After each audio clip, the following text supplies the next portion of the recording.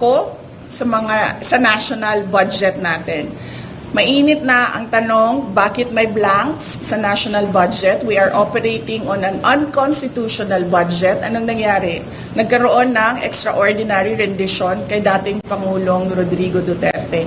Idagdag na natin doon ang personal scandal ng member ng First Family doon sa United States of America. Anong nangyari? 3 days after, merong nangyari na extraordinary rendition o pagkuha kay dating Pangulong, sapilitang pagkuha kay dating Pangulong Rodrigo Duterte dito sa ating bayan at dinala siya sa the Netherlands.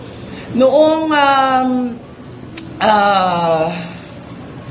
sumabog ang People's Initiative, yung kagustuhan nila na i-amenda ang konstitusyon para mapahaba yung kanilang mga termino at para burahin ang opisina ng Vice President at lumipat tayo sa parliamentary form of government kung saan Prime Minister lang ang ini-elect at hindi siya by popular vote, by members of parliament only. Anong ginawa nila?